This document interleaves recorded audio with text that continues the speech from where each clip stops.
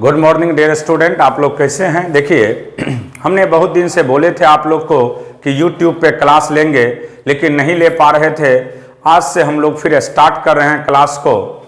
देखिए आप तो 12th के बच्चे का अभी एग्ज़ाम चल रहा है पूरे बिहार में, बिहार बोर्ड का एग्ज़ाम हो रहा है। उसके एवज में हम लोग कोशिश कर रहे हैं कि YouTube पे बहुत सारे लेक्चर आप लोग को दे दिया जाए और आप लोग उसको अच्छा से नोट कर लेंगे। जैसे आज हम बात करने वाले हैं अल्टरनेटिंग करंट के विषय में।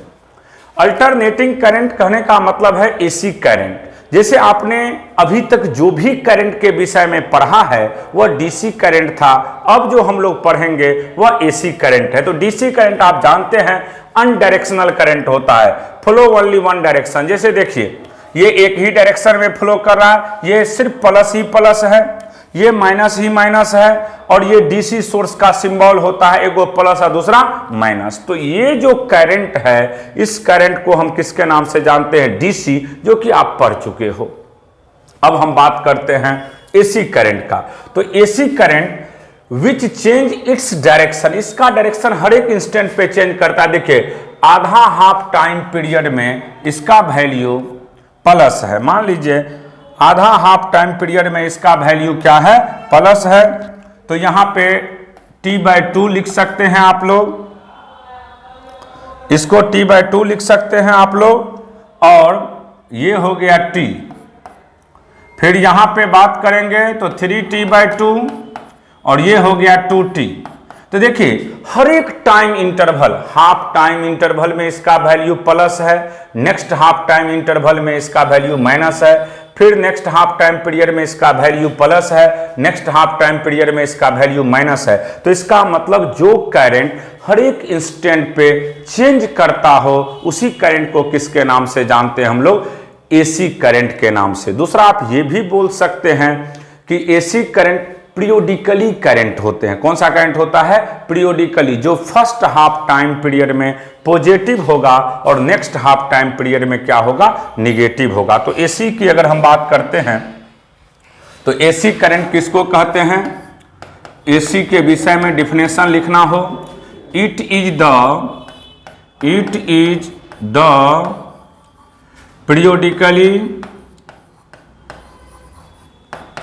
periodically current which varying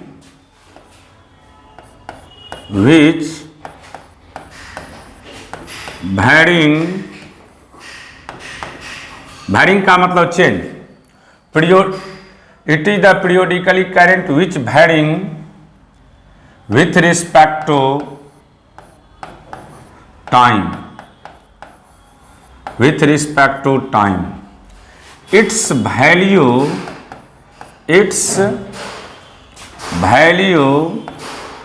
is positive for half time period,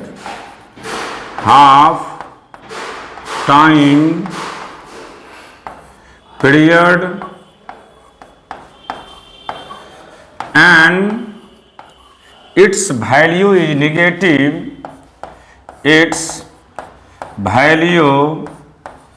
is negative, for next half time period। तो आधा हाफ टाइम पीरियड में इसका वैल्यू पॉजिटिव होगा, तो आधा हाफ टाइम पीरियड में इसका वैल्यू क्या होगा? निगेटिव। इसलिए इस करंट को किसके नाम से हम लोग जानते हैं? एसी करंट के नाम से। कोई पूछेगा एसी करंट क्या होता है, तो सिंपली याद रखिएगा कि एसी करंट ये पीरियोडिकली करंट है, जो हाफ टाइम पीरियड में पॉजिटिव होगा और नेक्स्ट हाफ टाइम पीरियड में इसका वैल्यू क्या हो जाएगा? निगेटिव होगा। जैसे देखिए ध्यान से, अगर हम लोग बात करते हैं इस करंट के विषय में, तो ध्यान से समझिएगा।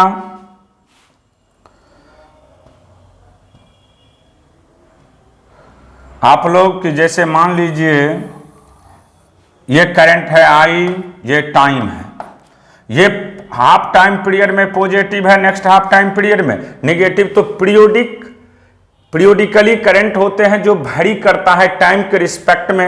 ये फर्स्ट टाइम पीरियड में पॉजिटिव है तो नेक्स्ट हाफ टाइम पीरियड में क्या होता है, नेगेटिव। अब इसका वैल्यू की बात करते हैं हम लोग, average value. Average value, average value की बात करते हैं तो देखिए आई एवरेज की बात करते हैं तो d q by d t या delta q by delta t भी लिख सकते हैं। तो यहां से अगर हम लोग बात करते हैं इस करंट को, इस करंट के विषय में बात कर दें तो देखिए ध्यान से, एवरेज वैल्यू ऑफ करंट की बात करते हैं हम लोग। एवरेज वैल्यू ऑफ करंट की बात करेंगे तो यहां पे सिंपली याद रखिएगा कि आई एवरेज का फॉर्मूला होता है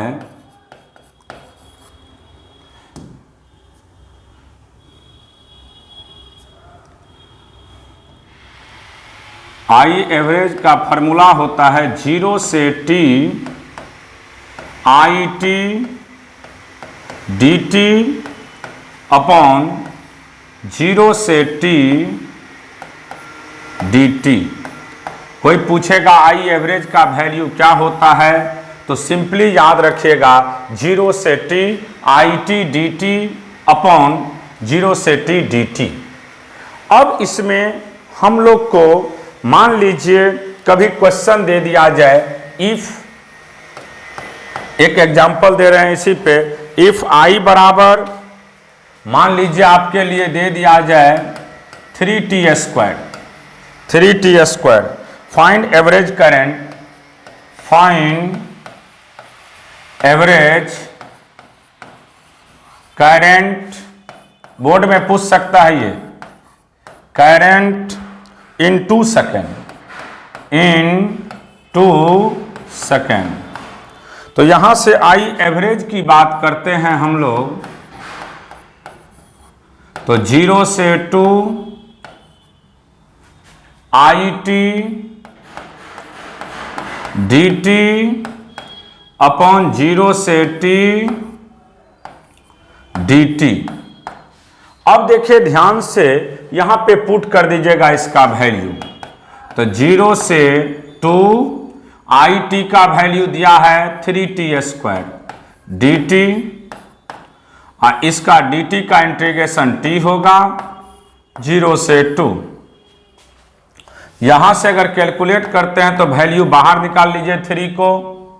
अब जानते हैं टी स्क्वायर का इंटीग्रेशन टी क्यूब बाय 3 0 से 2 अपॉन ये 2 माइनस 0, 3 से 3 कैंसिल, 2 का क्यूब माइनस 0 का क्यूब अपॉन 2 माइनस 0, यहाँ से 8 बाय 2 यानी 4 एम्पियर।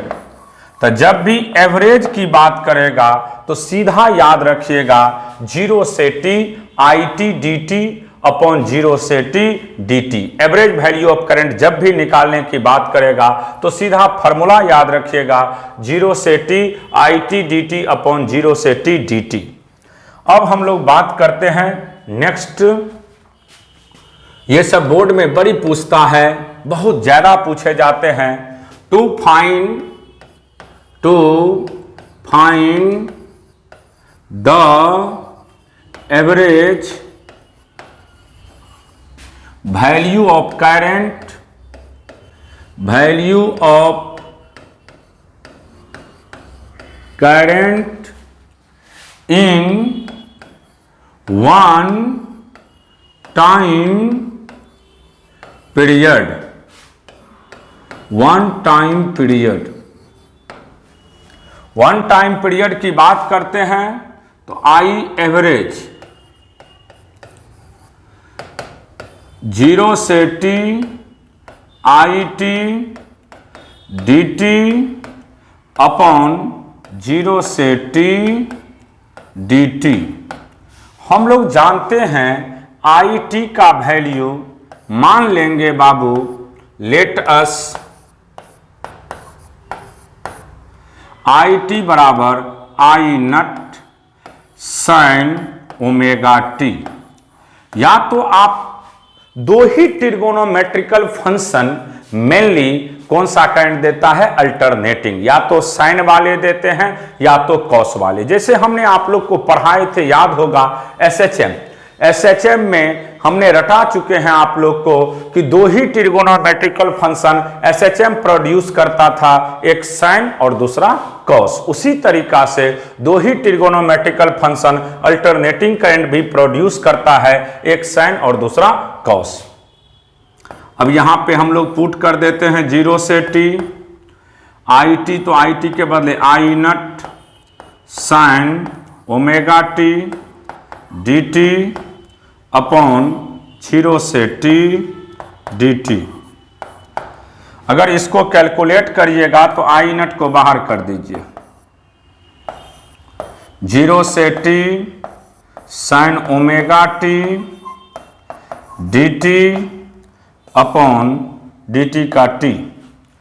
यहां से अगर कैलकुलेट करते हैं हम लोग तो आई नट बाय टी को बाहर कर दीजिए, आई नट बाय टी। अब आप जानते हैं कि साइन की बात करते हैं तो साइन ओमेगा टी की बात करेंगे तो इसका सीधा इंटीग्रेशन होगा minus cos omega t by omega, minus cos omega t by omega. तो यहां से ओमेगा टी बाय ओमेगा 0 से t, यहां से माइनस को बाहर कर दीजिए, minus I naught by omega t. पहले अपर लिमिट पुट करिए तो cos omega t minus cos omega into 0।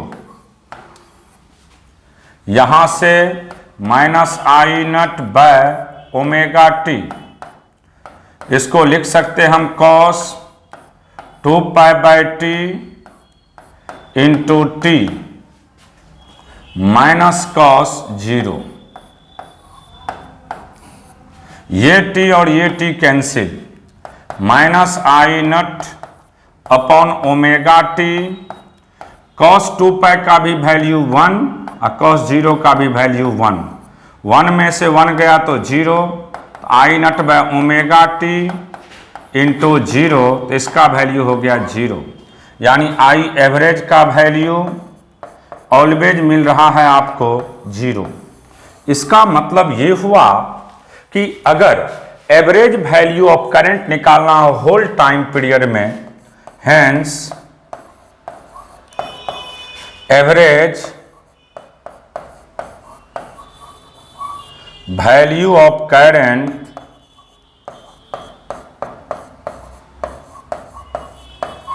in whole time period is always 0। तो कोई पूछ देगा आपसे कि होल टाइम पीरियड में एवरेज वैल्यू ऑफ करंट क्या होता है, तो आप कहिएगा 0। वैसे भी समझिए, देखिए मान लीजिए एवरेज वैल्यू ऑफ करंट की बात करते हैं तो ये आई हो गया बाबू, आधा हाफ टाइम पीरियड में प्लस और आधा हाफ टाइम पीरियड में माइनस, तो नेट जोड़ेंगे तो वैल्यू क्या हो जाएगा 0। इसीलिए सिंपली दिमाग में सेट कर दीजिए, जब भी एवरेज वैल्यू ऑफ करंट की बात करेगा होल टाइम पीरियड में तो आप याद रखिएगा होल टाइम पीरियड को ही वन टाइम पीरियड कहते हैं। होल टाइम पीरियड कहे या वन टाइम पीरियड कहे, हमेशा इसका वैल्यू क्या होता है 0। अब नेक्स्ट हम लोग आएंगे, ये पूछे जाते हैं बोर्ड में, 12th बोर्ड का इंपॉर्टेंट क्वेश्चन है। कैलकुलेट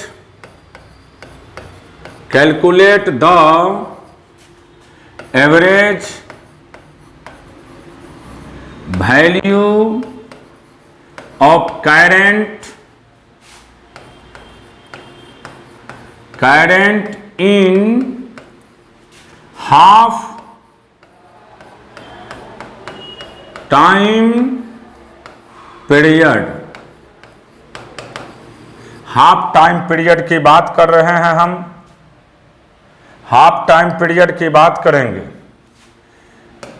तो देखिए सबसे पहले मानना पड़ेगा, let us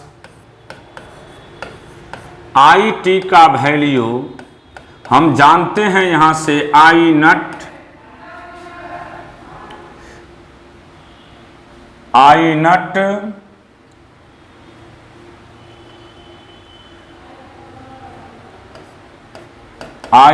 sign omega t, cos भी ले सकते हो बाबू।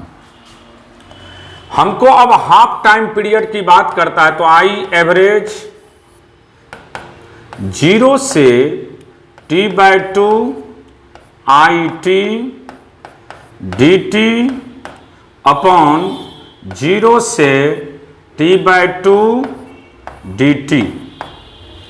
अब देखिए यहां पुट करते हैं हम लोग, तो 0 से t/2 आई naught sine omega T upon 0 से t, तो इसका तो t/2 हो जाएगा सीधा, ये 2 ऊपर चल जाएगा तो इसको लिख सकते हैं हम लोग आई नट, और 2 को ऊपर भेजिए बाई टी। साइन का इंटीग्रेशन की बात करते हैं हम लोग, t/2 sign omega t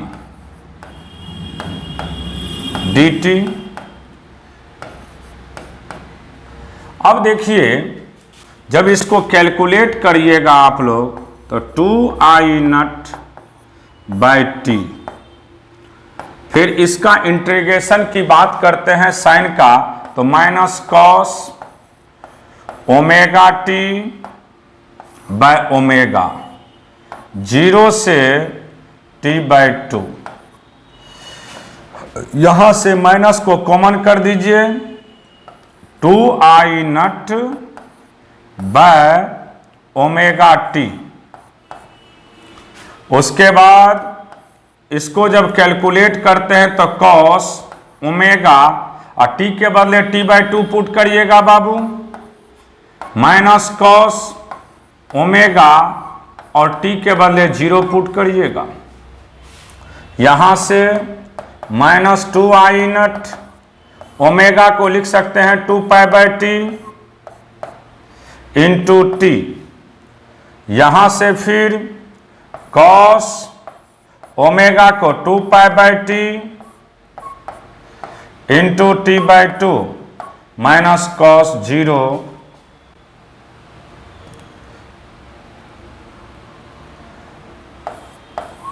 cos 0। t से t कैंसिल, 2 से 2 कैंसिल, t से t कैंसिल, 2 से 2 कैंसिल, तो यहां से minus I naught by pi, minus I naught by pi cos pi minus cos 0, minus I naught by पाई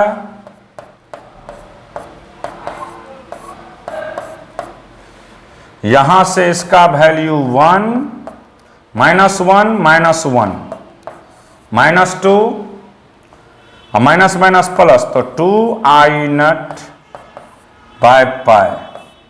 तो कोई पूछेगा आपसे, यही हो गया एवरेज वैल्यू ऑफ करंट किस टाइम पीरियड में, होल्ड यदि हाफ टाइम पीरियड में, होल्ड टाइम पीरियड में आपने पढ़ा था 0 होता है, लेकिन अगर यही हाफ टाइम पीरियड की बात करते हैं तो average value of current half time period में कितना हो गया, 2 आई naught by pi, 2 I naught by पाई। अब इसका ग्राफ देखिए, पहले ग्राफ समझिए। ग्राफ की बात कर रहे हैं बाबू। सबसे पहले हम लोग जब भी ग्राफ की बात करते हैं तो सबसे पहले देखिए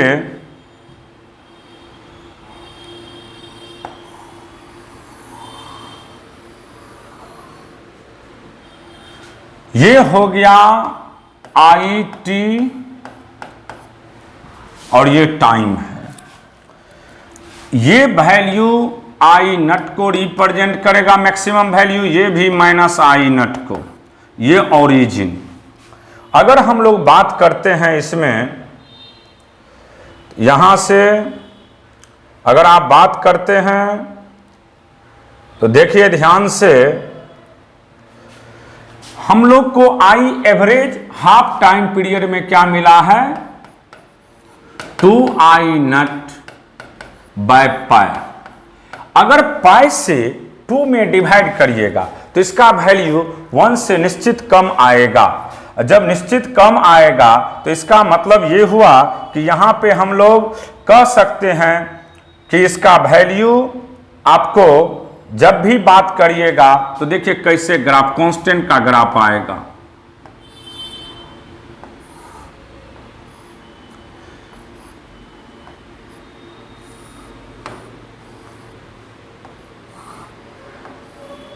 ये जो वैल्यू है, ये कांस्टेंट वाला ग्राफ, ये आपका आईटी का वैल्यू है, और ये जो कांस्टेंट आप ग्राफ देख रहे हैं जिसमें हमने एरो लगाए हैं, यही होगा आपका इसका value I average half time period में, और इसका वैल्यू 2 आई नट बाय पाई होगा। देखिए इसके आगे हम लोग और चर्चा कर रहे हैं। सबसे पहले एक टर्म आता है, बहुत इंपॉर्टेंट कंसेप्ट है ये, root mean square value of current. Root mean square value of current,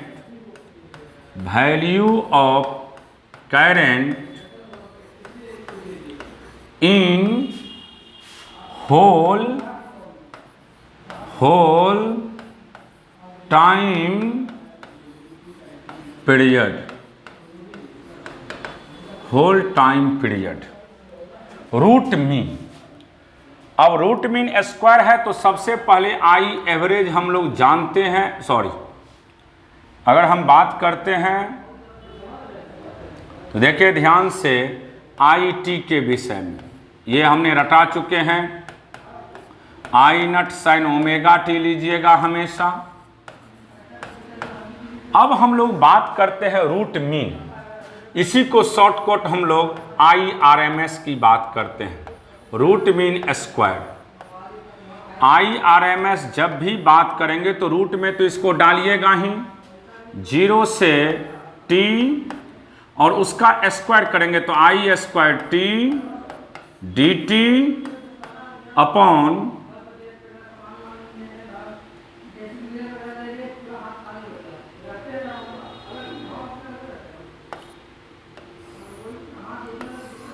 0 से टी डी टी, ये दोनों रूट में होना चाहिए। अब यहाँ पे इसका वैल्यू अगर हम लोग पुट करते हैं रूट के अंदर में, रूट के अंदर में इसका वैल्यू पुट करते हैं हम लोग, तो देखिए ध्यान से 0 से टी आई नट का square sine square omega T upon D T का तो टी होगा, इसमें कांस्टेंट आई नट है, आई नट को बाहर कर दीजिए, आई naught by under root T बाहर निकल जाएगा। अब इसका इंटीग्रेशन की बात करेंगे रूट में, 0 से T sine square omega t d T. अब आप क्या जानते हैं, साइन स्क्वायर का इंटीग्रेशन नहीं जानते हैं डायरेक्ट, तो हम लोग एक फार्मूला लाएंगे मैथमेटिक्स। क्या है फार्मूला, उसी को समझा रहे हैं। आई नट बाय रूट टी तो करिएगा, आई नट बाय रूट टी तो लिख दीजिएगा इसको। उसके बाद आप लोग एक काम जरूर करिएगा, 0 से टी रहने दीजिए, 2 से ऊपर में गुना कर दीजिए तो 2 sin square omega t d T अब बाई 2, कोई दिक्कत? अब ये 2 रूट से बाहर निकल जाएगा तो ये हो जाएगा आई naught by under root 2t। अब हम लोग अगर बात करते हैं तो इसका फॉर्मूला होगा बाबू 0 से t तो रहेंगे, 2 sin स्क्वायर का फॉर्मूला होता है 1 minus cos 2 omega t by 2 omega t into d t, क्योंकि साइन स्क्वायर का फॉर्मूला होता है 1 minus cos 2 omega t by 2, तो 2 से गुना कर दिए तो निश्चित इसका फॉर्मूला होगा 1 minus cos 2 omega t into d T. यहाँ तक कोई दिक्कत है तो बोलिए। हमने 2 से ऊपर में गुना किया, 2 से नीचे में, तो ये 2 बाहर निकल जाएगा। अब एक स्टेप और देखिए, यहाँ से i naught by 2 root T. अब इसके बाद इसका इंटीग्रेशन कर रहे हैं हम लोग, ब्रैकेट स्टार्ट कर दिए 0 से t, अब 1 है तो dt, फिर माइनस 0 से t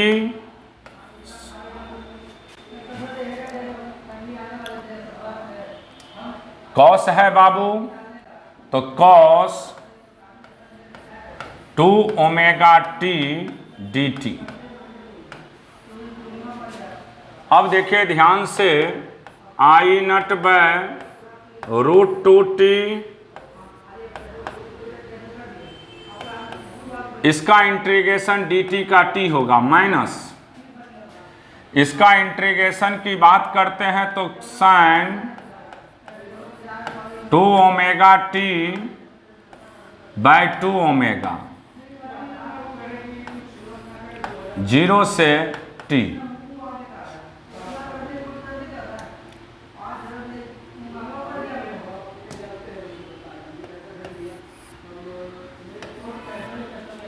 यहाँ से आई नट बाय 2t, ये जो टर्म है आपका वह रूट्स के अंदर में होगा। ये जो टोटल टर्म है बाबू वह रूट के अंदर है, तो यहाँ से under root t minus 1 by 2 omega, या पूरे में रूट लगा दीजिएगा आप लोग।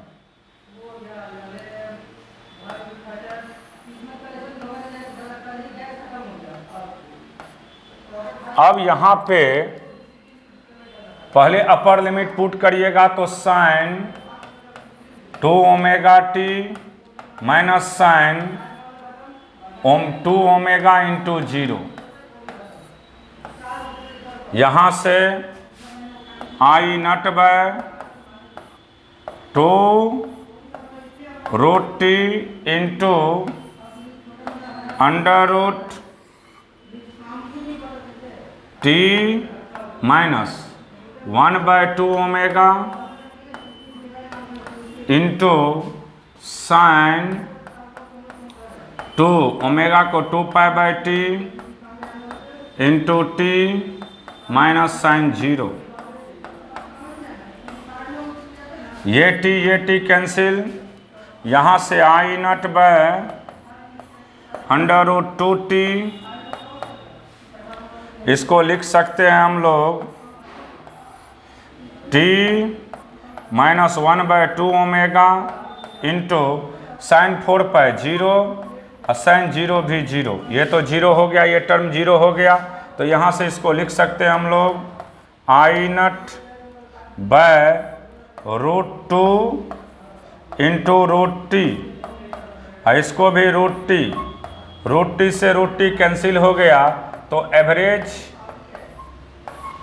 यहाँ पे इसका वैल्यू कितना निकल गया, रूट मीन स्क्वायर का आई नट बाय रूट 2। तो जब भी आपको कोई पूछेगा कि root mean square value of current क्या होता है, तो याद रखिएगा आई को कहते हैं पिक वैल्यू। कौन सा वैल्यू?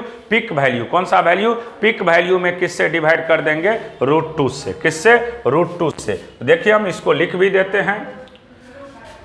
IRMS का जब भी बात करेगा, चाहे वोल्टेज हो या करंट हो, तो इसका सिंपल फार्मूला होता है peak value of current, peak value of current, peak value of current by √2, peak value of current by √2। बहुत इंपॉर्टेंट है। जब भी RMS करंट की बात करेगा तो सिंपल याद रखिएगा कि इसका वैल्यू क्या होता है? Peak value by √2। जैसे एक दो एग्जाम्पल देते हैं। मान लीजिए आपके पास दे दिया जाए IT का वैल्यू दिया है 4 sin ω-t, 4 sin ω-t। तो यहाँ पे पिक वैल्यू तो 4 हो गया, लेकिन RMS की बात करेगा तो 4/√2 कर दीजिएगा, तो इसका वैल्यू 2√2 हो जाएगा एम्पियर।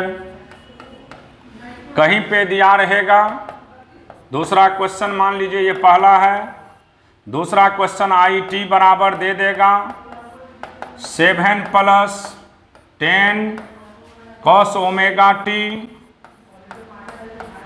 + 5। और इसमें अगर आपसे पूछेगा, इसमें भी अगर आपसे पूछेगा कि यहाँ से IRMS का बात, तो सिंपल याद रखिएगा पिक वैल्यू 10 है, 10 में कितना से डिवाइड कर देंगे? √2 से। तो सिंपली याद रखिएगा कि जब भी हमें RMS निकालना हो तो जो भी पिक वैल्यू है, जो भी पिक वैल्यू है, उसमें कितना से डिवाइड कर देंगे? √2 से। तो हमें वह कौन सा वैल्यू निकल जाएगा? RMS वैल्यू निकल जाएगा। तो आज इतना ही पढ़ना है। अगले दिन इसके आगे हम लोग चर्चा करेंगे। तब तक जिस बच्चे का मान लीजिए संडे तक 12th का एग्जाम, माने 12th जो सेंटअप कैंडिडेट का एग्जाम हो रहा है, ख़त्म हो जाए तो आ जाइएगा मंडे से। अगर नहीं भी आ पाएंगे तो हम ऑनलाइन अब आप लोग को पढ़ाना स्टार्ट कर देंगे। ठीक है, आज इतना ही पढ़िए। ठीक है, अगले दिन हम लोग इसके आगे कड़ी में मिलते हैं।